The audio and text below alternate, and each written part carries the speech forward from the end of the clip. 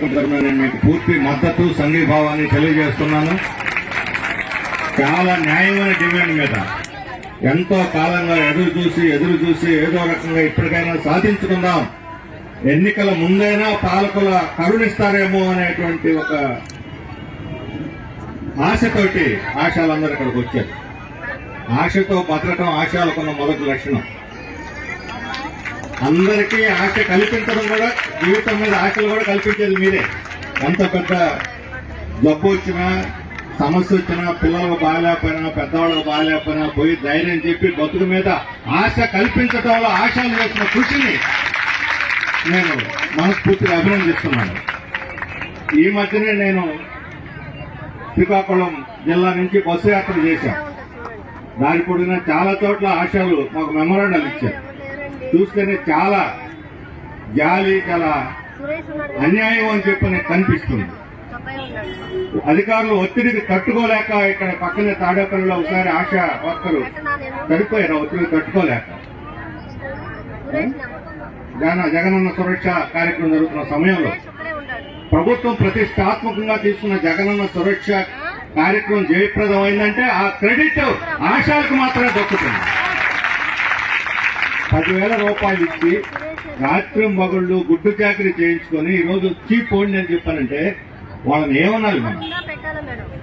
ఈరోజు జగన్మోహన్ రెడ్డి గారు చెప్తున్నారు, రాష్ట్రంలో నేను నవరత్నాలు అమలు జరిపి ఇంటికి 1,40,000 రూపాయలు ప్రతి సంవత్సరం అందరు అకౌంట్లు వేసేస్తున్నానండి.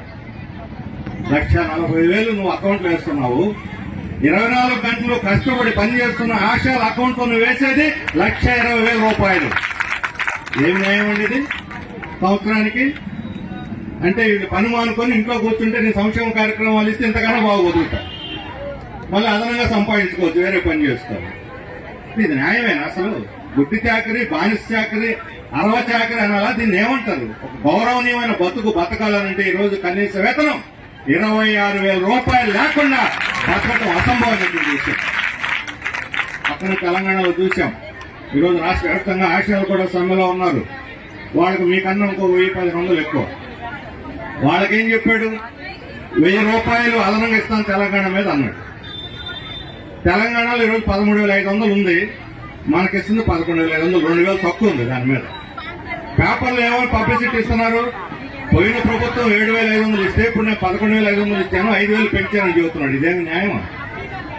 తెలంగాణ మీద 1,000 ఇస్తానని వాగ్దానం చేసి తెలుగుదేశం ప్రభుత్వం మీద 4,000 ఇచ్చానని చెప్పడం ఏమిటని అడిగింది ఏమిటి? నువ్వు చెప్పేది ఏమిటి? నువ్వు ఇచ్చిన వాగ్దానం ఏమిటి? ఈరోజు ప్రచారం ఏమిటని అడుగుతా ఉన్నా. ఈరోజు అక్కడ బీఆర్ఎస్ ప్రభుత్వంపై కాంగ్రెస్ ప్రభుత్వం వచ్చింది. వాళ్ళు ఏం చెబుతున్నారు? నేను 18,000 చేస్తాను అంగన్వాడీలకి అని చెబుతున్నారు. మరి రేపు పొద్దున 19,000 ఇవ్వాలి జగన్మోహన్ రెడ్డి గారు. ఆశాలకి 10,000.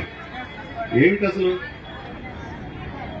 నేను చాలా చోట్ల చూసాను. తుఫాను వచ్చినప్పుడు, వరదలు వచ్చినప్పుడు ఏ ఊరిపైన ఆశాలు కనిపిస్తారు. వరదలు వచ్చినాయంటే అందరు ఇళ్లలో మన పిల్లలు ఏమిటి, మన ఇంట్లో వాళ్ళు ఏమిటి, ముసలి వాళ్ళు ఏమిటి అని ఎవరి ఇళ్ళు వాళ్ళు చూసుకుంటూ ఉంటే వరదలు వచ్చి ఆశాలు మాత్రం 10 మంది సంక్షేమం చూస్తున్నారు. ఇటువంటి వాళ్ళకి 26,000 రూపాయలు ఇస్తేనే జగన్మోహన్ రెడ్డి జీవితం ధన్యమవుతుంది. లేకపోతే రేపు పొద్దున పర్రు రాచి కాల్చి నీకు బుద్ధి చెప్తారు. వీళ్ళు ఎక్కడ చెప్పాలి అక్కడ చెప్తారు. క్లియర్గా వాటర్ పెట్టడం అందరికన్నా వీళ్ళు బాగా తెలుసు. మహిళలతో పెట్టుకోవద్దు. ఈరోజు ఆశాలు, అంగన్వాడీలు, వీఆర్ఏ అందరూ మహిళలంతా వీధులెక్కి వాళ్ళ హక్కుల కోసం పోరాడుతున్నారు. మహిళలతో పెట్టుకుంటే ఏ ప్రభుత్వమైనా ఇంటికి పోక తప్పదు. పిలిచి గౌరవప్రదంగా వాళ్ళని చర్చలు జరిపి వాళ్ళు అడిగిన దాంట్లో ఏదో ప్రణవపరం ఇంత చేయగలను, ఇంత చేయలేని చెప్పి ఏదో రకమైనటువంటి రాజీ చేసుకొని వాళ్ళకి కోరికలు నెరవేర్చేటట్టు చూడాలి తప్ప మేము మీకు ఏమి చేయం. మీకు ఈరోజు ఎమ్మెల్యే ఒక ఆయన అన్నాడు అక్కడ విజయనగరం జిల్లాలో అంగన్వాడీని ఉద్దేశించి మీకు మదం ఎక్కి ఆందోళన చేస్తున్నారని. మదం ఎక్కింది ఎమ్మెల్యేలకి, కొవ్వు ఎక్కి మదం ఎక్కింది ఎమ్మెల్యేలకి. ఎమ్మెల్యేల జీతం అంతా 2 లక్షలు, వాళ్ళ అలవెన్స్ అంతా 3 లక్షలు, వాళ్ళకి ఉచిత బస్సు ప్రయాణం, ఉచిత వైద్యం, అన్ని ఉచితాలు బయట సంపాదించిన 100 కోట్లు కాకుండా భూములు ఎక్కడ దొరికినాయంటే ఇసుక వాళ్ళదే, మద్యం వాళ్ళదే, రాష్ట్రం మొత్తాన్ని బొక్కుతూ ఇటువంటి ఎమ్మెల్యేలకు పనులు ఉండేది అలా ఉండాలని అడుగుతాను. క్షమాపణ చెప్పి కాళ్ళు పట్టుకోవాలి. అంగన్వాడీ కాళ్ళు అప్పుడు వాళ్ళ పాపం పర్యాటన పడుతుంది.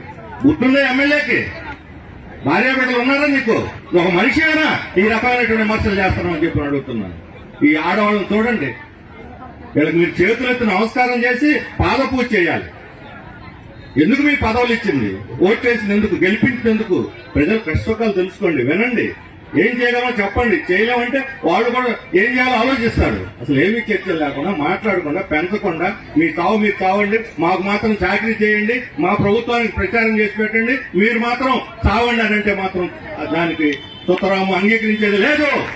మేము పూర్తిగా మీకు సంఘీభావం కొంటున్నాం. చాలా న్యాయమైనటువంటి డిమాండ్ మీద 36 గంటల ధర్నానా, ఆ తర్వాత కూడా సాధించుకునేంత వరకు మీరు చేసేటువంటి పోరాటానికి పూర్తి మద్దతు సంఘీభావంగా మేము ఉంటాము. మీ పోరాటాన్ని, న్యాయమైన పోరాటాన్ని మా మద్దతును ప్రకటిస్తూ సెలవు తీసుకుంటున్నాను. ధన్యవాదాలు.